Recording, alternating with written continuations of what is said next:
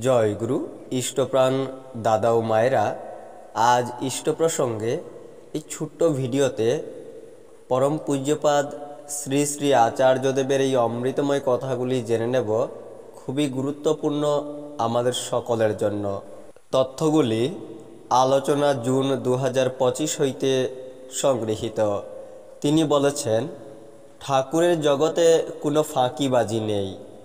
আমি কি পোশাক পরলাম, কি সাজগোজ করলাম, মানুষের সাথে সাজিয়ে গুছিয়ে কি কথা বললাম, সেটা আমার পরিচয় নয়।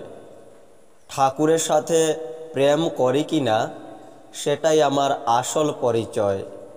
একবার যদি সেই অন্তরের একান্ত জায়গাটাতে তার প্রতি প্রেম আনা যায়, তাহলে প্রত্যেকটা মানুষ মহাপুরুষ হয়ে যাবে। একদম হবেই হবে।